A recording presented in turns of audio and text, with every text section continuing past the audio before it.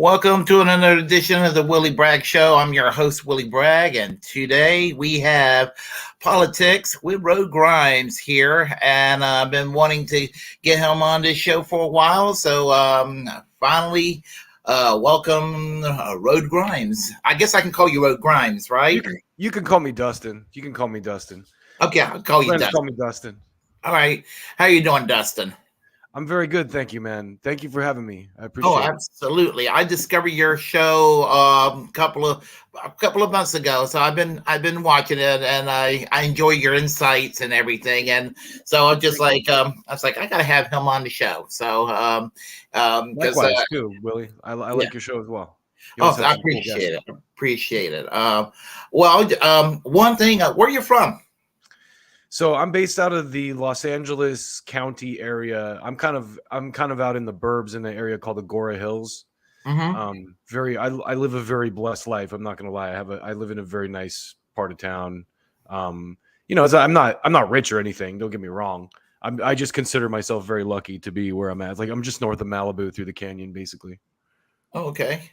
All right. And and what got you started on this on the online left commentary bread tube, if you will? Yeah. Basically, I was a Bernie guy. I've been politically active since Obama days. You know, I was an Iraq War protester. I was against the Iraq War. I was in a band back in those days that played like a rock band that played songs that we had an album called Appetite for Distraction that was all about the Iraq War and the build up to it and stuff. And so Obama I don't know if you remember or not, but he won the Democratic primary because he voted against the Iraq War. Like that's one of the main reasons he beat Hillary in that primary. And then he came in and, started all these new wars and kind of, fleeced the left into becoming a pro-war party. And, I even to the point where I was someone who like canvassed for Obama back in like 2007, 2008, stuff like phone bank, all that kind of stuff. And then in 2011, 2012, I actually donated money to Ron Paul. I didn't join his campaign or anything, but because he was like one of the Republicans who had an anti-war message, I donated money to him. And they used to do these things called money bombs, where like right before the filing deadline, a bunch of Ron Paul people would donate a bunch of money, so it would inflate his numbers right going into that filing deadline, and the press would have to talk about him. And I think a lot of that mentality carried over into the Bernie movement, which is what I most recently came out of, and that's kind of what leads us to why I do this commentary stuff. And the big influence for me doing it was Jimmy Dore, because I started making kind of like parodies, like videos and parody songs, and Jimmy highlighted one of them on his show. And I kind of went, you know what? Like I keep seeing these news items. I want to talk about them. I should just start doing my own little rants. And so I did. Okay, well, that's pretty interesting. It sounds like there's a similarity. I was involved with the anti-war protests during the Bush-Cheney years, and all of that, and likewise, as far as Ron Paul's concerned, I've always had a respect for Ron Paul. Don't agree with him on all the issues, but where he's correct, he's profoundly correct, and so you'll never hear me really bad mouthing Ron Paul too much. I mean, at all. Actually, I deeply respect him for his anti-war positions and some domestic civil liberties issues. Economics, that's a total entirely story. Too libertarian on some of that stuff. I definitely don't agree with. No, that's okay. I mean, I consider myself a left libertarian in a sense. So. Yeah. And some people don't understand that when I say it on both sides. I mean, but one can be a left libertarian. Have you ever taken that political graph quiz that marks your political leanings on that graph? I'm always on the green side. Green quadrant. Yeah, always on the green quadrant. You ever heard of Michael Foot? I haven't. He was Jeremy Corbyn before there was Jeremy Corbyn in the UK. He was the leader of the Labour Party in the early 80s. Okay. And he looks like Bernie Sanders. And Bernie Sanders was 100 years old when he was alive. I think I know what you're talking about now. Yeah. So when they ask him in an interview one day, they ask him, it's like BBC asked him, so what kind of a socialist are you? And they're like, you're not a communist. And he was like, no, I've never been a communist. You're not a Christian socialist. No, never. I'm not a Christian socialist. You're not a Marxist. Well, I'm a bit more of a Marxist than anything else. So, what is the mainstream of your socialism? He was like, well, I suppose I'm a libertarian socialist because I feel like socialism is the best way to achieve the most freedom for the people. Brilliant. I mean, that was brilliant. I love Michael Foot. So he's an interesting person to read about. Journalists, free speech absolutists. I mean, the whole 9 yards. I mean, and if he was alive today, he'd be probably, no, there's no probably. He'd be against the war. He'll be for Julian Assange, the whole 9 yards. And unfortunately, when he lost in 1983, it was the most huge loss for the Labor Party in its history. In 1983, it was just a landslide, a nasty landslide against them, because it was a radical left platform, renationalization of industries that were privatized under Thatcher, and withdrawal from NATO. Very radical. It's crazy how all that shifted, huh? I was just watching today. Oh man, I wanted to do another show like right now because I was watching that weaponization of the federal government hearing. Did you see that with RFK? Did you see any of that? I work graveyard shift. I've been trying to keep up with it. So, oh god, it just watching the first, like literally, it was like two different hearings were happening. Like there was like serious people there to talk about censorship, and then the Democrats were doing this like racism sideshow.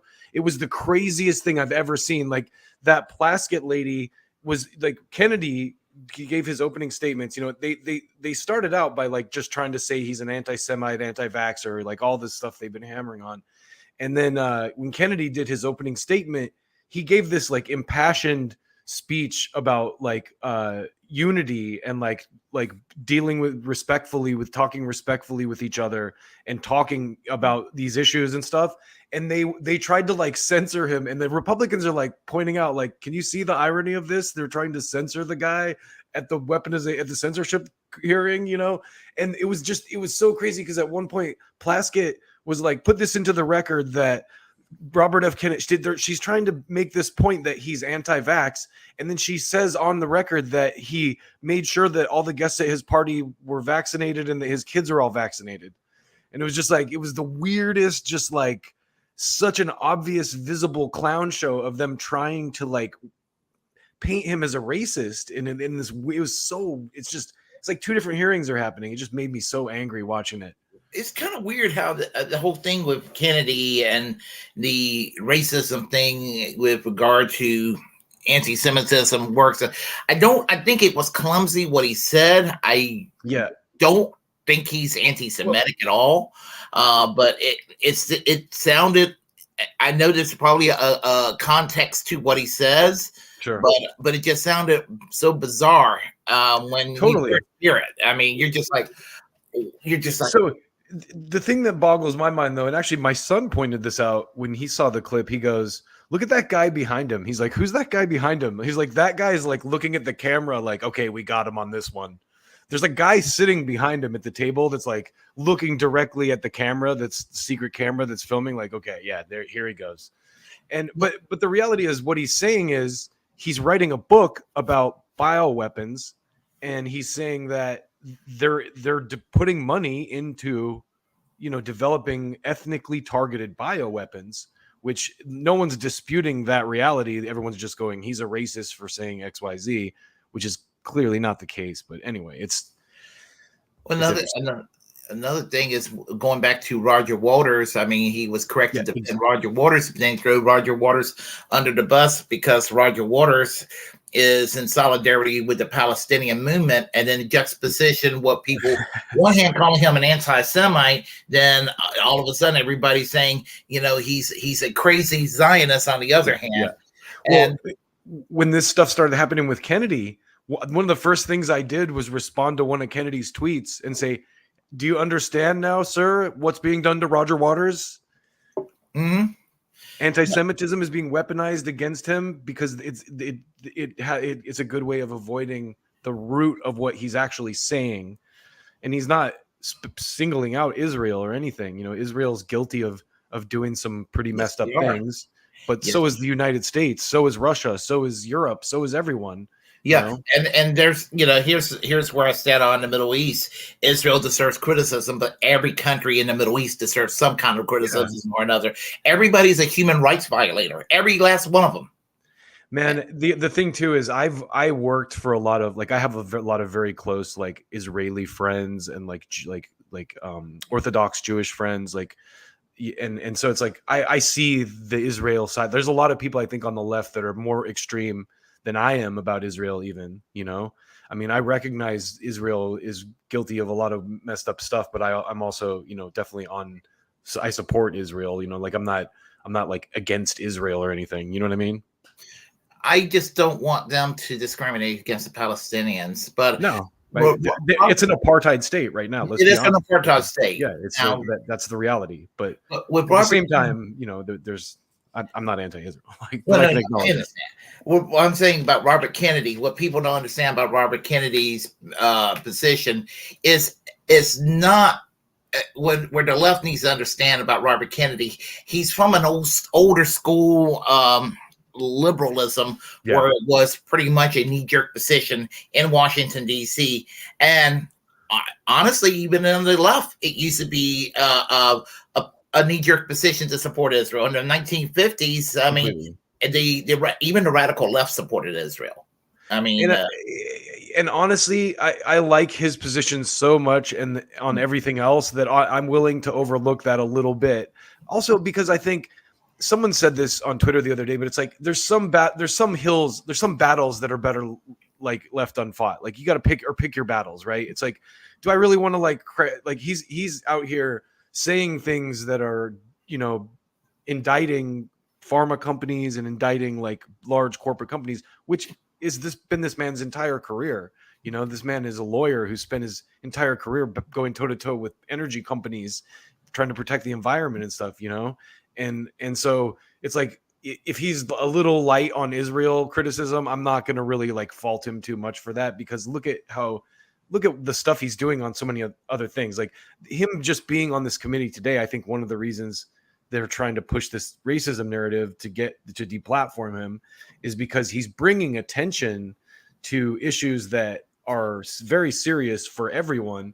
And he's also creating a bipartisan coalition. A lot of people on the right like him because he, you know, is going at these pharma corporations and stuff like that. So, well, with regard to Israel, the worst people around are the Christian Zionists. They're the ones who are like the craziest ones out there. I mean, because they're not just anti-Muslim, they're anti-Semitic as well. I mean, Trump was the most, like, arguably, because of Sheldon Adelson, he moved it was always like a non-starter to move the U.S. embassy to Jerusalem. Big right? mistake. And Trump did that, you know. So it's like, even to try and paint Trump as anti-Semitic is weird. Like when I see, like, there are serious anti-Semites too, like that guy that shot up the synagogue, like that's real anti-Semitism. Marjorie Taylor Greene. Yeah, you see that kind of stuff. Obviously, like, put that guy in jail. Like, you know, if that guy's, that's the thing that people don't understand too. If that guy, like, don't censor those kind of guys. Like, if that guy's tweeting out like hateful stuff, like, he needs to be checked out, you know, like, and maybe eventually, yeah, if he's making threats that are libel, he needs to be shut down. But it's like social media kind of gives these people like exposes them in a lot of ways, because they're out there, you know, exposing their racism and their violent views and stuff, you know. So what do you think about Mussolini DeSantis declaring war on Morningstar's wanting to use the anti-BDS laws in Florida? I mean, we're talking about censorship. I think DeSantis is like so irrelevant already that he's just trying to like to me, it seems like a publicity stunt. because no one cares about DeSantis. I'll tell you what Russell Dobular said on Due Dissidence, that don't write off Ron DeSantis. Yeah, I mean, Russell's a wise man. I mean, what he has said on generational change with Jim Perlman, and what he's also said on the show with Keaton on their show, made sense. That don't write Ron DeSantis off, because you know what? He's not wrong. The GOP establishment do not want Trump back in there. That's true. And they will do whatever it takes to prevent it. So I don't think it's a foregone conclusion that Trump will get the nomination. Yeah, but I don't disagree. But I mean, we don't know. I mean, and it may be that it may be somebody other than DeSantis. I mean, maybe they may pull somebody out of the woodwork that we totally not expect. I mean, we don't know what's going to happen. This is a long time away. It's interesting to watch the Democratic thing happen too, because like people are talking about Gavin Newsom coming in, and I think Gavin Newsom to the rest of the country, he's like this villain that ruined California, but California has always had problems.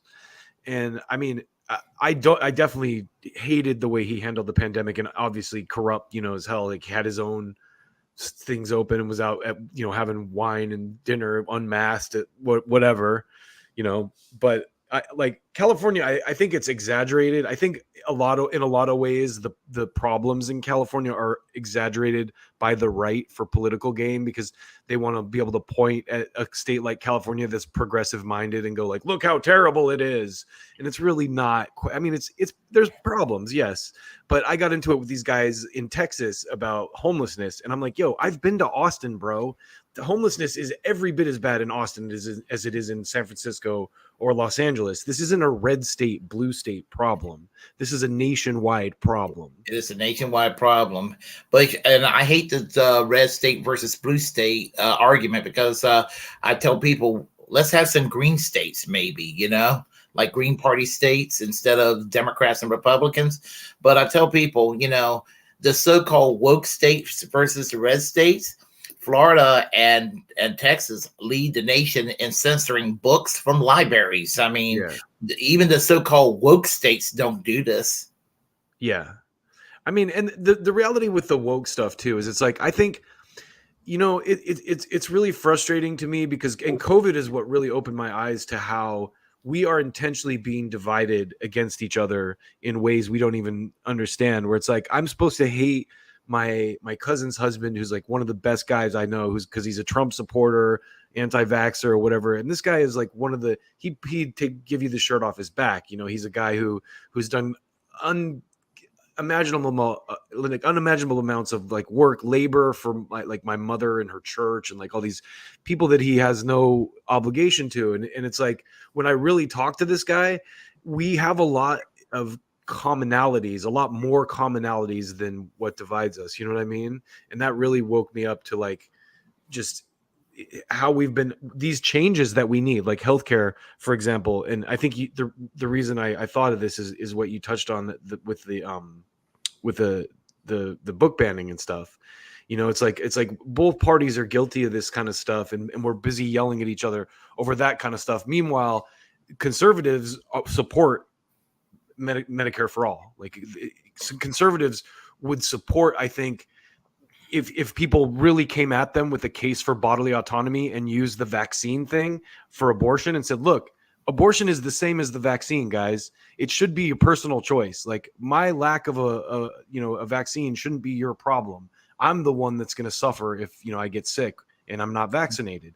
Same thing with an abortion. Like it's like, and I feel like the left, we've been so divided. We are not seeing these opportunities to make these cases to each other that are very logical cases. And a lot of conservatives, I think, have come around to the point where they're willing to listen to an argument that makes sense like that, I think that as soon as we break up the two-party system, I think you can see more people less divided. I think that the two-party system keeps Americans divided. I mean, because it's all about just a team. And you may have people in your team that you may not care about as much, but you're so scared of the team on the other side even more that you're willing to put up with some annoying people on your side. And that's what happens with the Democrats and the Republicans. Now, on the Republican side, the evangelicals and the libertarians have to kind of put up with each other, even though they don't care for each other. And on the Democratic side, you had the Bernie crats versus the Clinton people, even though they don't care about each other, but they're scared of the other side. Both sides are scared of each other, and so we're locked in this two-party shit swamp. Well, the problem too is the left gets no love from either side, because the Democrats would much rather let right-wing Republicans win than the left.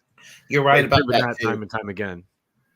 Yeah, you're absolutely right. And I believe that if Bernie Sanders would have gotten a nomination in 2016 or in 2020, they would have not mind seeing Trump win. Watching this RFK stuff, it got me thinking, it's like they don't even have to physically assassinate people anymore. They can just character assassinate you. And then you're just relegated to obscurity by the press because you're an anti-vax. I honestly always thought RFK was anti-vax, like an anti-vax lunatic. I thought that when he would be on Bill Maher sometimes, like, oh, isn't that anti-vax guy? You know what I mean? For the longest time. And even like all this stuff has changed my perspective vastly. Like I've actually apologized to some of my conservative friends for being wrong about the COVID stuff and being like, holy crap, have you seen the stuff that's coming out? Wow, I'm so sorry that I thought you were crazy. This stuff it's insane. Well, from day one, I have gotten it from both sides over COVID and over the vaccine. From both sides because you can't win. Yeah, because Max Blumenthal called it the lockdown left, and that's the term he came up with. And it was a pretty good term because I was never part of that lockdown left. I thought the lockdowns were too severe. Probably needed at first, maybe about a month or two, just to see what the hell is going on. But or maybe some limiting hours or something like that in some of these establishments. A mask I always felt like should have been voluntary, not Totally. like mandated. Vaccines always should have been just voluntary. This is just my personal opinion. Yeah. I was always for the stimulus checks. My problem with the stimulus checks, they weren't often enough, and I think they should have just kept on coming and be pretty frequent about it. And of course, my number one solution to all this is have a healthcare system for everybody. Yeah, that's been my number one issue from day one. From it's what I voted for Obama for. You know what I mean? And it makes me so angry. I think that's why there's such a giant fissure between the left and the Democrats, because even at the point of Bernie Sanders, it was like at that point in time in 2016, it was like it's either this way or the highway. Like this is like the last off ramp before we just go into complete like insanity, which is kind of where we're at with Biden, where it's like, what is going on? This guy is he's not even in control of anything. But anyway, it's like I feel like that level of let me put it this way. Jimmy Dore, right? It's like when he was first started railing on AOC super hard, I was even like, yo, Jimmy, you're being like a little harsh. Me too. And then every time she would come out and prove him right, and I'm like, God damn it, man, I should. No, he was right all along. Yeah. And it's like now we're at this point where it's like I've given so much slack to the Democrats, so much slack over the years, and it's like I am so done with any slack for them. And I felt like so many people feel like Jimmy or like myself. I don't know if you saw the rant he did about at Cornell West going on. Anderson Cooper was like, Cornell, man, you cannot. These people are not our friends. They're not going to help us. They've proven time and time again. They're going to character assassinate you just like they're doing to RFK, just like they're doing to any threat to the establishment. Yeah, like they did to Bernie, like they did to Tulsi Gabbard, like they, anybody that's a threat to the establishment. The guy you mentioned earlier in the UK, Corbyn. I mean, Corbyn, like. Jeremy Corbyn, they character assassinated him, and his crime is, supporting the Palestinians. I mean, they're human beings too. I mean, Yeah, and it's funny. It's so funny to watch people wriggle with the Ukraine thing. It's like, oh, we need to help disaffected people fight these like massive interlopers. What about Palestine? Like crickets. Well, okay. Well, nobody talks about that ethnic cleansing going on in the Ukraine right now against the Russians, Yeah. ethnic Russians. I mean, the Ukrainians are ethnically cleansing the Ukraine. They have been doing it since 2014 in the Donbass region. And I just found that out recently. That's been going thing. And I don't, and people think I'm pro Putin. I'm not pro Putin. I wouldn't vote for Putin if I lived in Russia. But here's the thing. I mean, it's kind of like Ukraine is more authoritarian than Russia is. Yeah. I mean, at this point, honestly, I was talking to someone about this the other day. I'm like, I don't even know if I believe everything I've been told about Putin now. I really don't. Like, it's like I don't think I'm not suddenly going like, oh, he's a great guy, whatever. But I think that like we're so propagandized, we're so fed these narratives, and I live in Hollywood, and I come from a marketing background, so I'm very cynical about everything I see and read. But I went to just to give you an example, a few years ago, I went to a Directors Guild screening of the movie Zero Dark 30 with Catherine Bigelow, and like if you're a film geek, like you know how cool that is to like listen to watch the film and then like listen to them talk. They flat out said like the CIA like helped them write the script, and like you know what I mean. It's like that kind of stuff goes on in Hollywood all day, every day. And I just watched a thing the other night. I don't know if you saw my stream last night, but there was this thing on Joe Rogan, this guy talking about Laurel Canyon out here in LA, and how the hippie movement was basically invented. I mean, it's a conspiracy theory. Like there's, this isn't all confirmed, but basically Jim Morrison was the son of a naval captain, and all the hippie people in the hippie movement were like the sons of military intelligence, and that the hippie movement was created to basically defame the anti-war movement, because up to that point, the anti-war movement was pretty clean cut and square. And so that whole, the whole like drug movement was designed to like, so they could hang the anti-war movement on it, and the guy's like, and it worked if it's true. It made it more cool and edgy. Yeah. Yeah. So I think I would have been one of those long hairs back then. Totally. Yeah. I mean, I would be today if I could grow hair. Yeah. Well, I the only reason I have hair is because I lather it with Rogaine every time I get out of the shower. Hey, no shame, brother. And I take a pill called the generic version is called finasteride. You pop it in your mouth every day, and be careful with that stuff, man. It hurts your libido, I've heard. It's just fine. Okay. So some people react different than others, but yeah. No, you know what? I respect that a lot more than like wearing a wig or a toupee. It's like I just started when I started thinning, I was just like, you know what? I'm just gonna shave it. Well, if I start to significantly lose it, that's probably what I would have ended up doing. Shaving it is the graceful way out of it. It's also, people don't think about this, but like all you guys that might be like in your late 30s, early 40s, are like seeing some thinning happening. You got to also remember that once you shave your head, it's like you don't pay for shampoo. You don't have to do haircuts anymore. You like it's like you save a whole entire like hair budget there. It's just like, oh, okay, I'm just gonna shave it and it's done. Yeah, well, I just had this summer, in the beginning of the summer, I chopped all my hair off because my hair doesn't adjust to the heat, so it was just kind of like I just chopped it all off. But I dyed my hair a couple of months, like maybe about 2 months prior, and it was just not.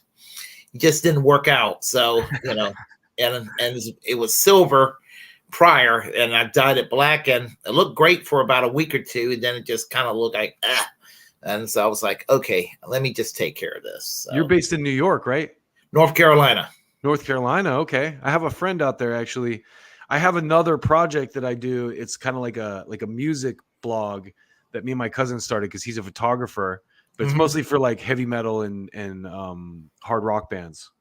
So you do music then? So what band are you in? Are you doing any bands right now? Are you in any band? So the most recent project I did, actually, it's the first time I ever did like an R&B project, because I did I was making beats. I was doing rap stuff. I mean, I've played in heavy metal bands and thrash bands and punk bands and all kinds of stuff, but I was doing like hip hop stuff because it's easy to do by yourself, right? Like I don't need to play a drum set. I can create a drum loop and like rhyme over it, or put together some cool stuff like that. But after a while, I had all these extra beats, so I started kind of like farming out, like putting ads on Craigslist, trying to find other rappers and stuff, and maybe even like vocalists. And I met this woman who's a vocalist, and her voice kind of reminded me a little of Amy Winehouse. So I had a bunch of these beats that were kind of like, they're like old school hip hop beats with like jazz loops, kind of like real like dusty old vinyl type stuff, And she came in and we started like piecing songs together, and we have this project called It's called Ultra Smooth. Mm-hmm. And so we put together like I think it was like a 5-song EP, and then we just put this single out. Well, it was like a year ago now, but it's like one of my favorite things I've ever produced. But it's called Big Bang, and it's kind of like a R&B hip hop type tune with there's no rap on it, but it's like kind of like R&B, basically melodic vocals and chorus and stuff like that. And I played like a little guitar part on it, and I built the instrumental. I actually helped her write the chorus and just produced it and everything. Like it was a really fun process for me to work with someone else, like get her to layer her vocals and like sing some harmonies and like create these big choruses and everything. So yeah, that's the one I come from, is music, really. Yeah, I have no idea how old you are, but I'm in my mid-50s. So I grew up in the 1980s. So for me, I grew up listening to a lot of new wave, a lot of punk rock, new wave music. So and today, musically, what I'm finding where there's a lot of promise, believe it or not, and one more reason they're going to call me pro-Russia. The best music in the world I'm listening to comes out of Russia.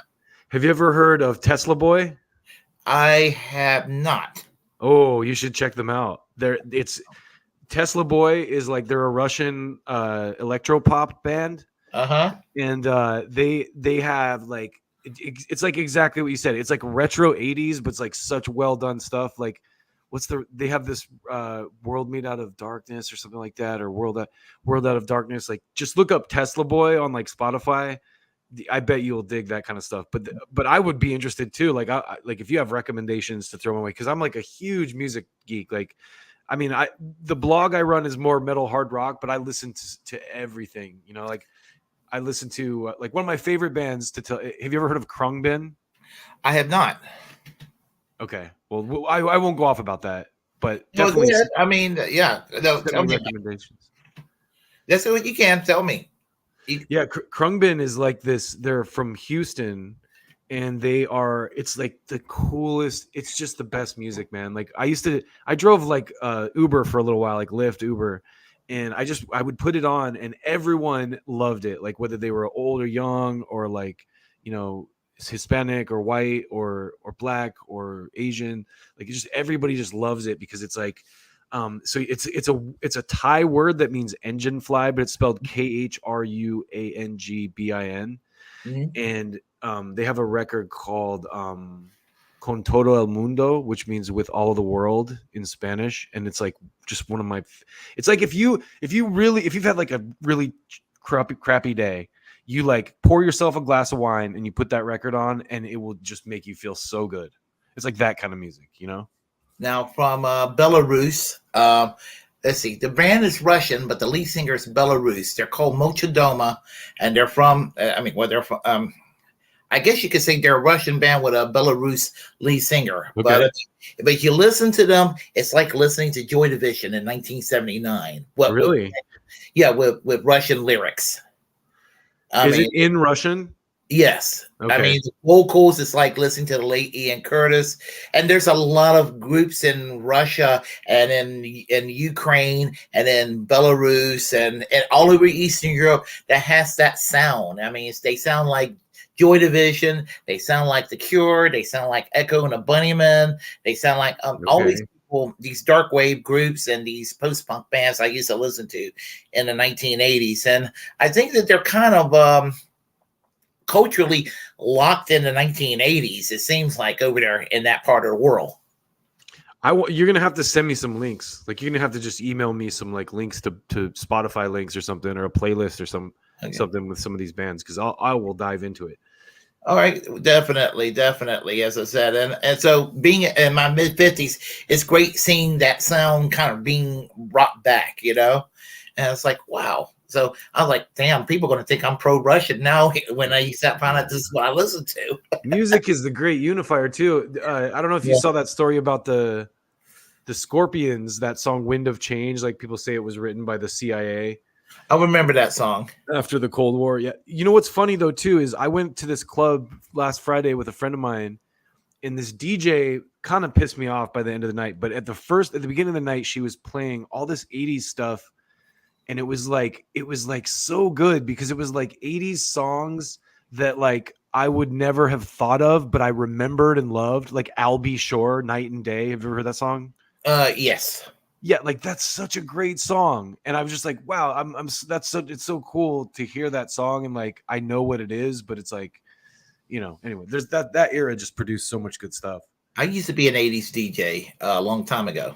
Oh yeah, 2 years ago, there was a club in Raleigh called 50 Cafe, and I used to do the 80s night every Wednesday night. So. Yeah, and my boss man got a little upset because I would play the 80s I love instead of the mainstream 80s. Yeah, but the deep apparently people came up to me and are like, what's this? What's this? And I'll explain to them what it is and explain to them, who they were and everything. So they'll be like, this is Bauhaus, or this is, what have you. I mean, Peter Murphy. Yeah, Peter Murphy. Absolutely. Yeah. Do you know the band Typo Negative? Have you heard of the band Typo Negative? I remember Typo Negative. I interviewed their guitar player the other day on our rock channel. He has a new band and stuff, but no, that era, man, there's so much good stuff from that era. Like the pop, the even the metal. Like I look back fondly on now, like Bon Jovi and Def Leppard and stuff like that. Mm-hmm. I mean, and when I go on YouTube, I'm discovering stuff I did not know existed at the time, and that's something that's I'm very pleased about too. If you're a great DJ, if you can pull out cuts that from that era that I've never heard or that I don't know, that I'm like, what is that? That's a good DJ. Or even just like, I had a DJ one time pull out a cut from a band that's like one of my favorite bands at the time, and I had never heard it. I was like, what? How did I not know this song existed? Holy crap. Yeah. It made me feel good when people they came up to me asking me, what is this? I mean, so and I sat there and tell them who Talk were and everything, because they were like, it sounds like Duran Duran. I'm like, or Japan. I don't know if you ever remember the band Japan, but they were doing this before Duran Duran came out doing their thing, and a lot of Roxy Music was doing that sound before everybody else got into it too. Roxy Music, man. You want to hear a crazy story you may or may not know? Kanye and Jay-Z used a Roxy Music sample on the Watch the Throne record. Have you heard this story? Is it the song "Love Is a Drug"? Did they sample from? I think it's the first song actually. No. What is it? No something in the wild. No atheist in the wild or something like that. Mm-hmm. What's the song called? It's like one of the first songs on the album. Anyway, the point of what the song it is irrelevant. Homeboy from Roxy Music said he made more money on that sample than he made on any of the Roxy Music stuff. Oh, Brian Ferry. Yeah. Wow. I think that's who it was. Yeah, it's such a cool story though, because it to me it was like, oh, that is so cool. It's like he was like, it like renewed interest in our band, and it like enabled, like I got a check for like $500,000 one day, and I was like, what? And he's like, Kanye and Jay-Z like rejuvenated Roxy Music and like allowed me to tour again and stuff. It was like such a feel good story. You're like, oh hell yeah, that's so cool. Yeah, of course he's not going to be upset. No, I mean, some artists wouldn't clear that though too, like wouldn't clear the sample, and it's also cool that Kanye, who produced the track, pulled the sample from Roxy Music. Absolutely. Because I don't think Roxy Music in this day and age get the love that they deserve, and because they did so much to influence, as much as David Bowie, as far as the what became new wave and punk rock in the late 70s and throughout the 80s. I mean, Yeah. those two, along with Iggy Pop, you know, and Lou Reed, kind of Velvet Underground paved wave for this to happen. Yeah. It's. I mean, man, did you ever watch? Did you watch that show Pistol on Hulu? The Sex Pistols story. I don't have Hulu, but I would be interested in watching such a story. You know, it's funny because I'm not a guy that watches Netflix or Hulu really. Like, if I do watch anything, I'm usually watching like podcasts on YouTube. But my dad was like, you got to watch, you got to watch this. And it was done by a homeboy that did Danny Boyle, who did like, Train Spotting and Slumdog Millionaire and all that. And so I had my ex-girlfriend's Hulu password. I watched it, and it's actually really good. It's like a 6-episode miniseries, but it kind of starts with homeboy, what's his name? Steve Jones from the Sex Pistols stealing David Bowie's gear to and then I didn't realize either that the Sex Pistols were basically a prefab thing that, what's his name? Malcolm McLaren, yep. Put them together. And he did the New York Dolls as well. He sure did. That's correct. And thing about it is that I still I respect the Sex Pistols. Now Johnny Lydon. Yeah, people hate him because he was like pro-Trump or pro. Yeah, I don't care if he was one way or the other. I think that Johnny Lydon is a contrarian. You got to watch that because it's honestly like it's a really cool story, and it also there's a political slant in it because it really focuses on this one thing that the Pistols did when they were like in their peak to help these like firefighters and stuff. It's such a cool story. It's actually a really good, and it made me. I'm not a big Sex Pistols fan, to be honest. Like I think they're overrated for the most. Like the Ramones are probably way more important. No, Ramones way better than Sex Pistols ever were. Absolutely, yeah. It's a good story. It's a good story. Yeah, even New York Dolls may be like more important than Sex Pistols. Actually, I had a debate with one of my coworkers about Iggy Pop versus Kurt Cobain. I like Nirvana. I've always liked Nirvana, but we were talking about Kurt Cobain versus Iggy Pop, and he told me that Kurt Cobain had a bigger impact on our musical culture than Iggy Pop. I'm telling him, you're full of it. Can I? That's like comparing Kobe to Jordan. You know what I mean? To use a sports analogy, it's like it's a different era, man. Like Kurt Cobain was huge. Like he definitely changed. But you know what? I made this analogy somewhere else, but it's like grunge was grunge was a backlash to the glam rock era, right? In the same way that punk was a backlash to the prog era in the 70s. Yeah.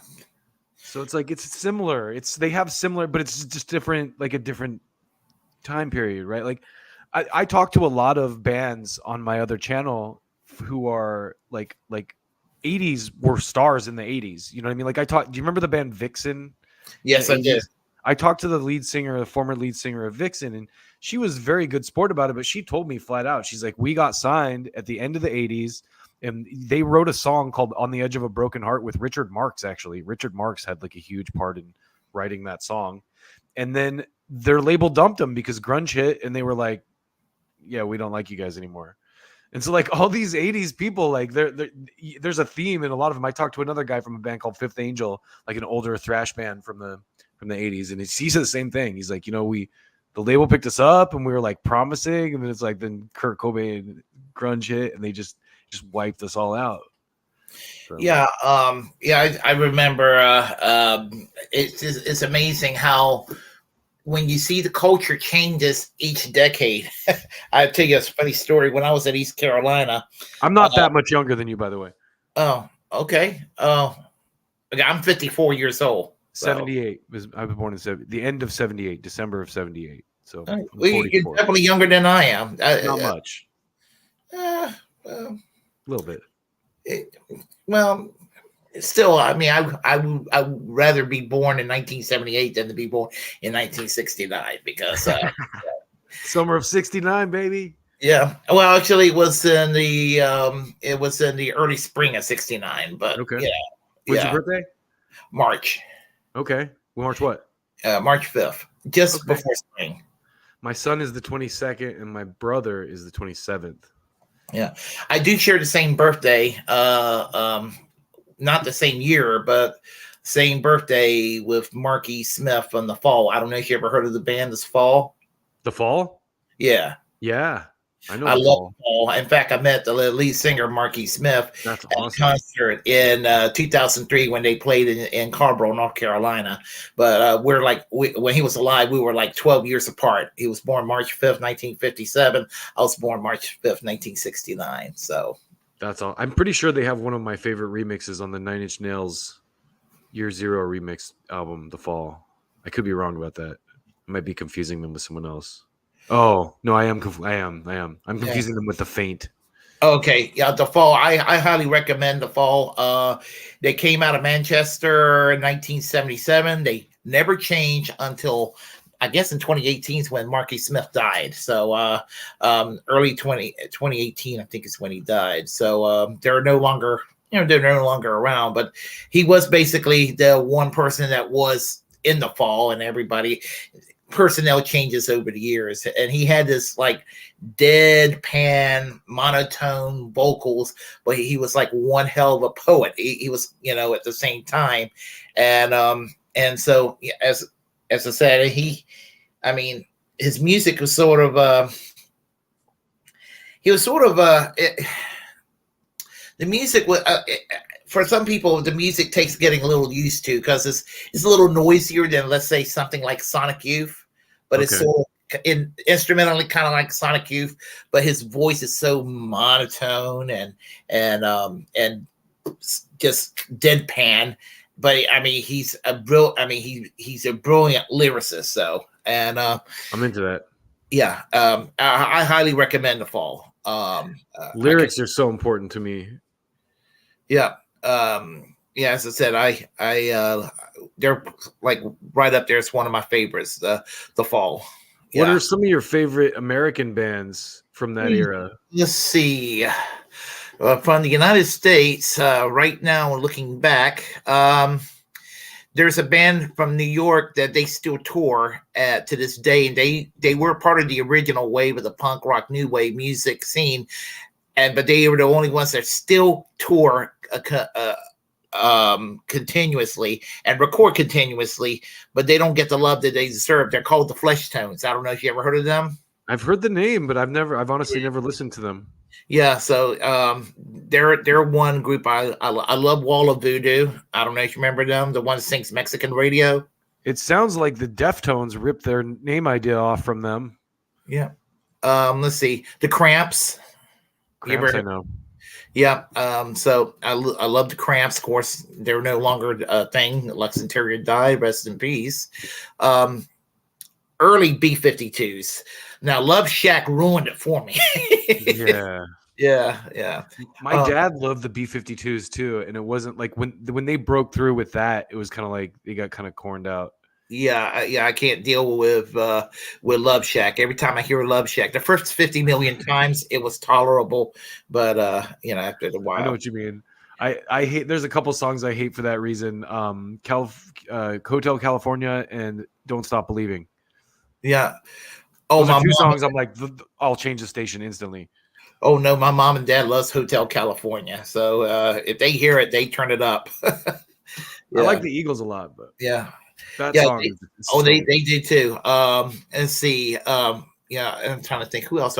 Early REM when they were underground, but as soon as they left IRS Records, they just started getting so. I don't know. I don't know. They just lost their edge. Yeah. I had Out of Time, and what's the one after that with Drive on it. I used to. Oh, Drive. With REM a little. I like that song a lot. Is it the song Driver 8? No, there's a song. It's like one of their later ones after they became a big MTV band. The song is called Drive. It's like is it Drive? I thought that's what it was called.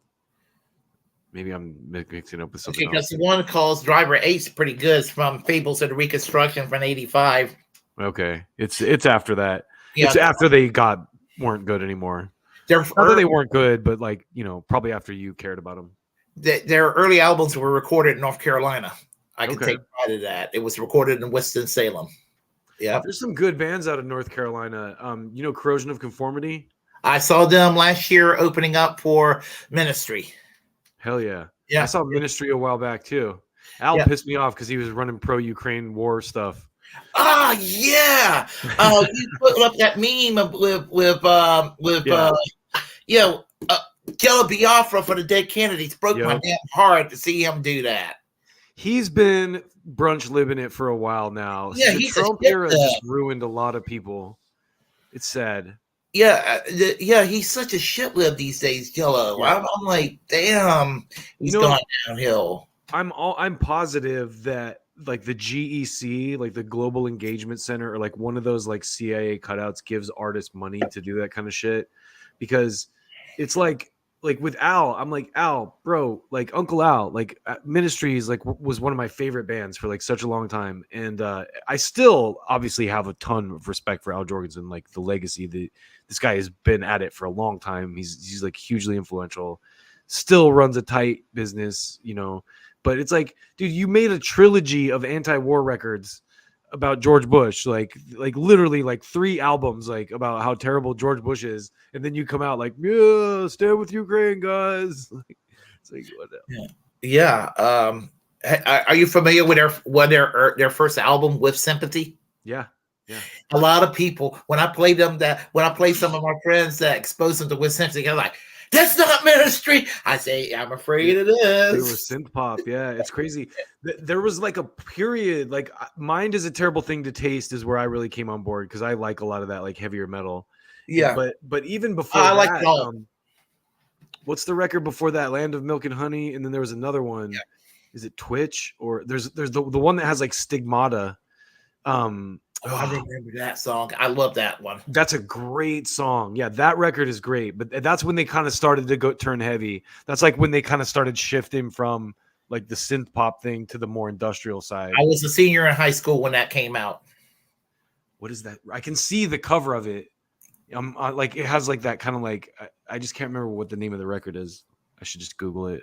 It's gonna kill me now.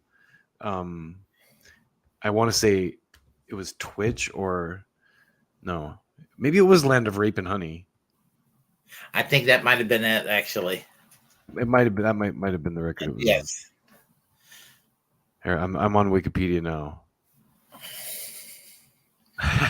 They used to play that quite a bit on 120 Minutes back in the day. I remember that. What? Like they have Burning Inside. That's another one. I remember that one as well. Yeah, it is Land of Rape and Honey. Yep. I was doubting myself. Yeah, I saw the Melvins, Corrosion of Conformity, and Ministry, all 3 in one bill that night. Oh, that's great. Yeah, COC's long been one of my favorite bands too. Pepper Keenan, who plays and sings for them, like COC had this record called Blind back in the day. It was when they were like kind of shifting a little bit, and it's such a great record. But it's got a lot of political themes on it. It has a song called Mine Are the Eyes of God. And like one of the lyrics is like, it's just like the West to think it knows best when answers are subject to change. It's just got like these like kind of interwoven. And then there's a song called Vote with a Bullet on that record. I'm trying to think. I'll tell you somebody else that's kind of disappointed me is he's one of my favorites is Willy Bragg. He's sort of on the solidarity with Ukraine kick too. And I didn't notice the commonality between your names. Yeah, kind of worked, didn't it? Yeah. Well, Bragg obviously, in respect to Willy Bragg, Willy in respect to my favorite German Chancellor, Wilhelm Brandt or Willy Brandt. So I figure Willy Bragg, why not? That's good. Willy Bragg, you bet he will. That's right. So I figured the 2 names together, put it together, and it's just like that works for me. Willy Yeah. Bragg. Yeah. Good. Yeah. So anyway, do you have any final words? Any I got to go to work in a little bit, but anything to add?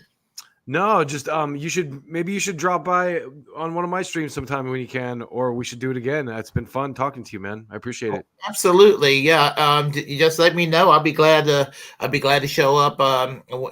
Just let me know. I'll be glad to show up on your show. We'll work something out, man. Absolutely. And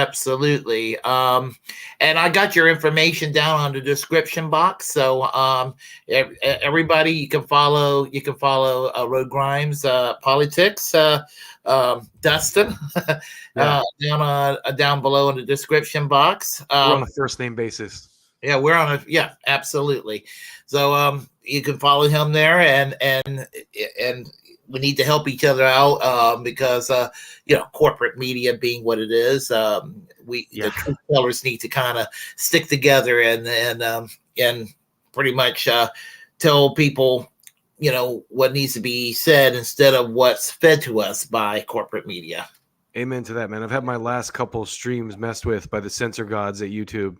They straight up said, yeah. So I appealed the first one, and they put it back up, and I kind of went back and forth. But yeah, we definitely gotta like link up with each other and help each other out. Definitely elevate each other. So I appreciate you, man.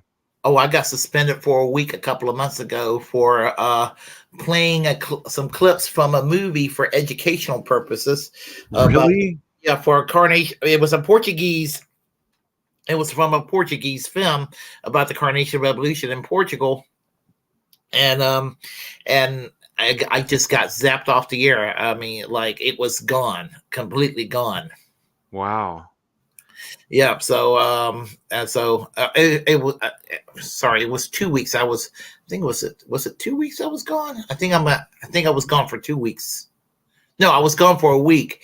The channel, the other channel I'm working with, they got punished for 2 weeks because I was on two platforms, my platform and another platform, and okay. I apologize. They were pretty cool about it and everything. They had every right to be mad at me, but they weren't. So it was just unfortunate what happened. So. Yeah.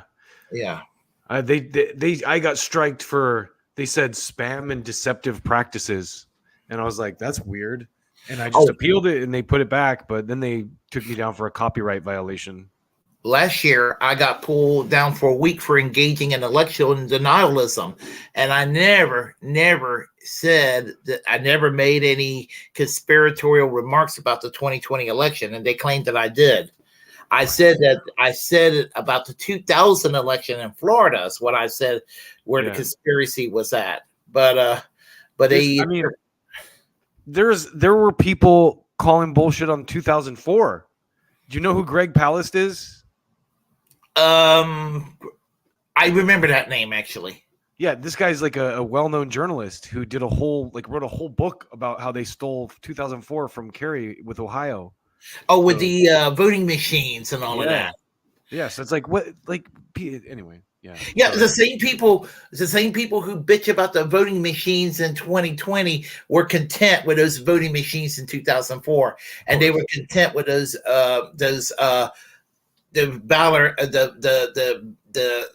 ballot chads down in those, was it Broward County in Florida? Yeah. Funny how it works out that way. Yeah, homeboy's brother happens to run the state too. Kathleen Harris, who was the Secretary of State in Florida, Jeb Bush, the governor of Florida, a Reagan-Bush-packed Supreme Court. Talk about the most illegitimate president ever. And I told people I didn't recognize George Bush at all. All they had to do was flip the shoe over to the other foot, and now everyone supports it. Yeah, exactly. So, and that's the thing right there. I mean, now I'm gonna tell you one thing. I'm sick and tired of seeing Carrie Lake's face on my computer every day. Every time I turn on the computer, it's her belly aching about how she's such a victim and she's making such so much money off of her lot. She's filled up. Yeah, I mean, I did see one thing where she was trying to get them to audit the election, and I'm like, I'm all for that. Like, if they can audit the election, like every ballot, they should do that every time. Like, why not? But yeah, if she's grifting on it, it's like, there's a point where it's kind of like, okay, let it go, lady, let it go. But again, it's kind of like I am all for like transparency in elections. Like they should. Me too. They should be able to audit those things. They should be able to like go, this ballot went here, this ballot went here, this guy's, Yeah, I mean, yeah, absolutely. This whole thing, and that it's not that I think Katie Hobbs is all that great of a governor. I mean, sure. No, it has nothing to do with the politics, man. It's like, if we can't trust that, well, like, what's the point of everything else, right? It's like, if we can't trust that process, the election process, like, what's the point of any, but any of this? The funny thing about Republicans claiming that only Democrats, and I do think the Democrats and Republicans cheat against each other. Of course. But the funny thing about it is nobody ever talks about how both parties, what they do to minor parties, independents. Oh, totally. To third parties. But also, like, the Republicans are like, oh, did you see 2,000 mules? And I'm like, bro, it's not that a bunch of Mexicans voted in the election, okay? It's that the software machines that are owned by corporate entities are shifting the vote tallies. Like, it's not as deep as you think it is. Anything that has Dinesh D'Souza's hands on it, I'm going to flat out deny. Totally, yeah. That guy's a piece of it. Oh, I hate Dinesh D'Souza. I'm not a fan. Yeah, because the guy, it represents everything I hate about the right. I mean, he's a Bush Cheney era neocon. He's a birther. He's an election denialist, and he flirts around with QAnon crap. I hate the guy. Not a good person. And Christian right. I mean, a historical revisionist. Oh, I hate this guy. I mean, he's terrible. There's much on the right that I disagree with, but it's sad to me that the Democrats have co-opted a lot of it as their own. Yes, you're right about that. They've been so used to losing to the Republicans, they adopted some of their tactics, and that's why the Democrats are so fucking goddamn awful. Well, a lot of them moved too. Like, you look at MSNBC now, it's just all neocons. It's like Nicole Wallace, George Bush's former press secretary, Joe Scarborough, former Republican congressman, Steve Schmidt, McCain's campaign manager, Rick all these people, Bill Kristol, David Frum, like, they're all Democrats now because of Trump. So it's like that's the thing. That's the other thing that's frustrating, is it's like, I get, like, a lot of socialists, like, and more left-leaning people will get mad at me. In fact, before I came on here, I was fighting with this guy on Twitter because he was trying to dismiss Hunter Biden shit because it was Marjorie Taylor Greene. And I'm just like, dude, you're no better than the people you hate on the other side, man. Like what? And I said some mean shit, and he like, and then I apologized because I was like, look, I'm trying to be better. I'm sorry. That was not nice of me to say.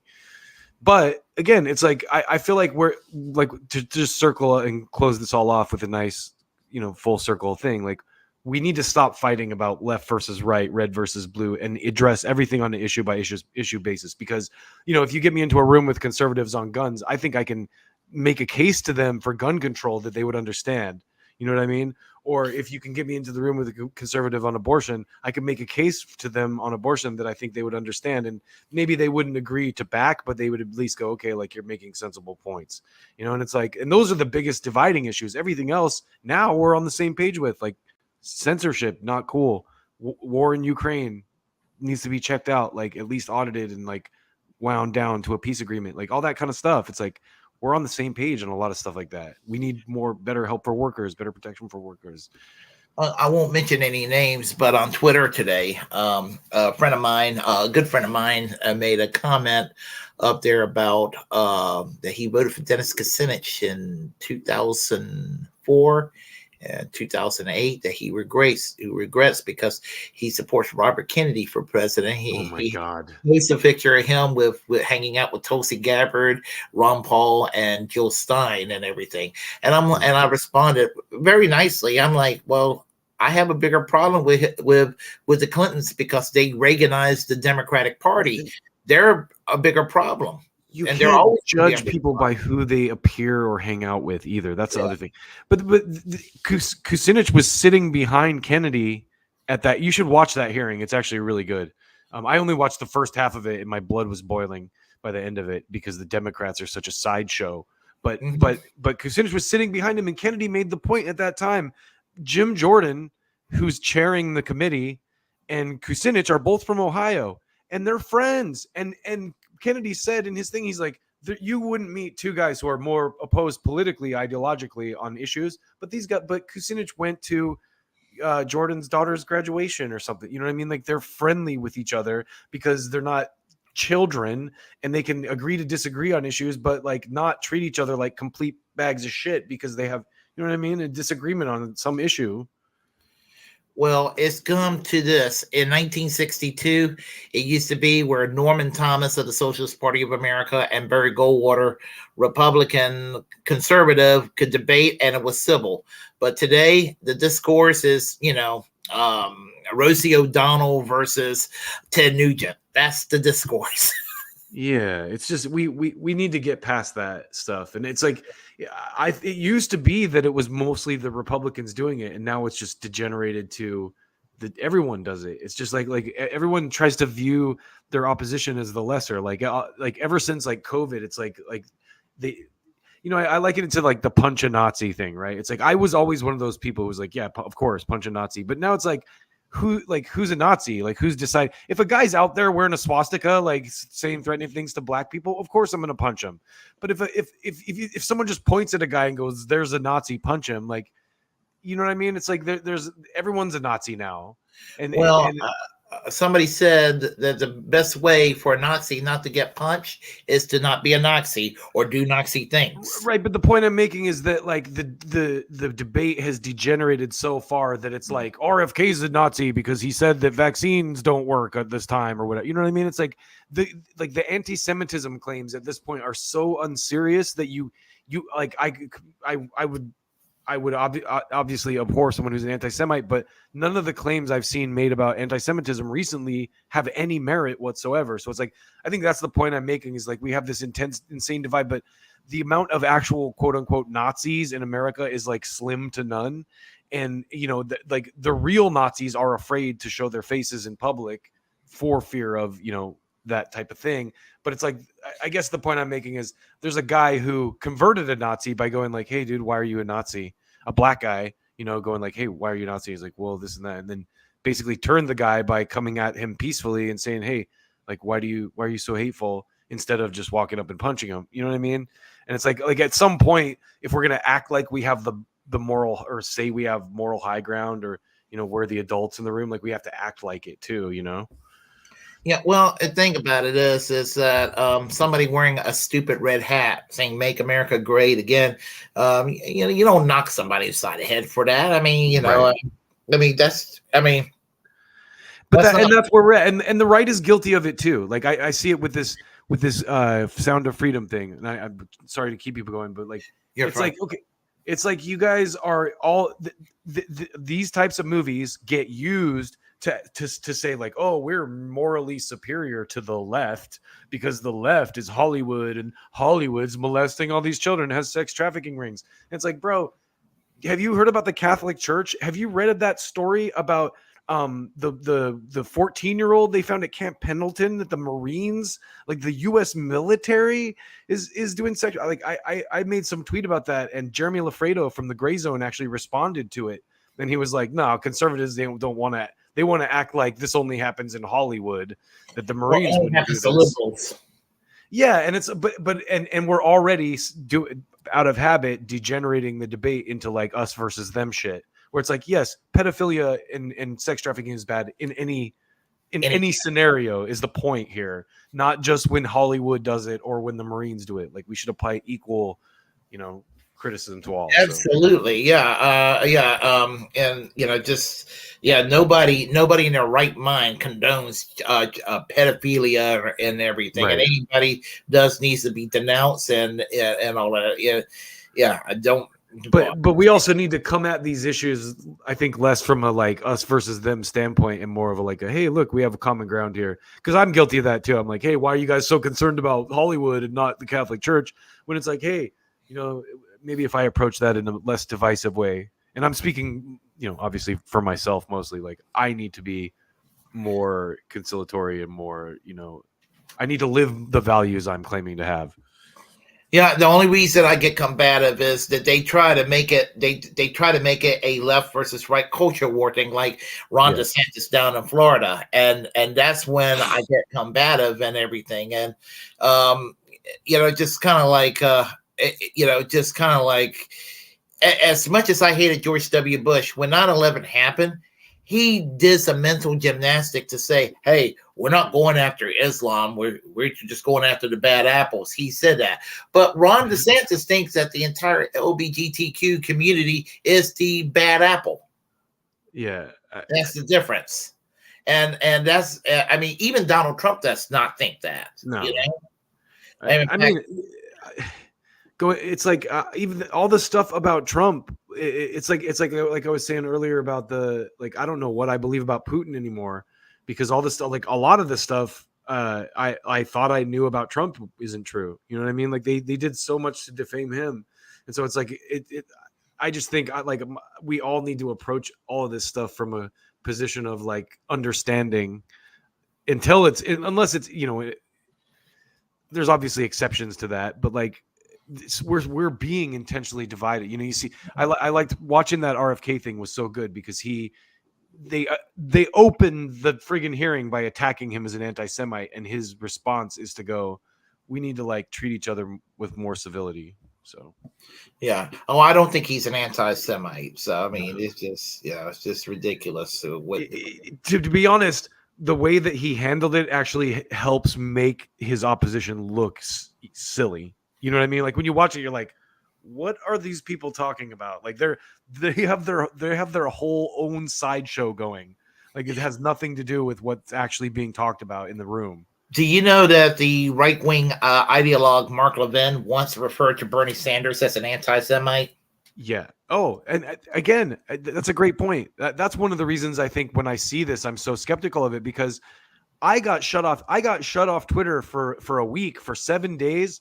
Because when Chris Matthews was upset that Bernie won a primary, and I said I hope his stupid head explodes on TV, and they banned me from Twitter for 7 days. And I'm like, yo, that's first of all, that's a metaphor. I don't really want to see violence against the guy. But second of all, here are 3 other tweets where they use the same metaphor that you guys are allowing. I said something. I told somebody jokingly to commit suicide on Twitter a couple of months ago. I got a 12-hour suspension. Yeah, I ran into that too. But the thing is, I think that's fairer than like what was happening to me with the Chris Matthews thing. And now that all the Twitter stuff came out, it's clear why they were doing that and how they were doing that. It's like, oh, and it's clear to me too that like a lot of the resentment towards Elon Musk is manufactured for that reason, because he kind of created an environment where the press can still be held accountable, because they hate that. All the war against the social media platforms and censorship, all that censorship like imposition is being done by people from the New York Times who don't want, people like you and me to be able to go, hey, this is bullshit what you're saying. Like, look at how you know what I mean? Anyway. Yep. Yeah. So I'm sorry, man. I know you got to cut out. Oh yeah, you're fine. You're fine. No, I could stay here. Actually, I could stay here another hour, but I work graveyard, so I have to get moving. So, everyone, definitely check out Politics with Roadgrimes. Follow him on YouTube. Follow him on Twitter, on Facebook, and definitely support his program. It's a great show.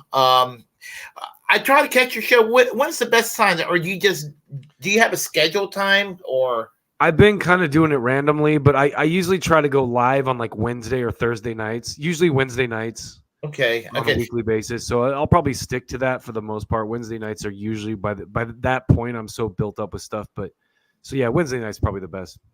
Okay. Well, for me, I haven't been streaming as much lately. I've been having some software issues. I think with StreamYards or with my computer. I think it's really the computer. I need a new computer. I've been having some audio issues. I feel that. So I'm hoping to have that corrected in a couple of weeks. Hopefully very soon. So anyway, well, I'll have you come on one of my streams soon. We'll figure it out. We'll work it all out in the DMs. Okay, that'll work. I'm very much I'm looking forward to that. So Awesome. Everyone, if you like Send me what you some heard, recommends for Russian tech pop music too. okay, absolutely. And as I said, it's a treasure what I'm hearing from over there. It honestly is a treasure. If y'all like what you heard, please press like and comment. Comment any ways you disagree. We'll have a conversation. Feel free to share the content on this channel.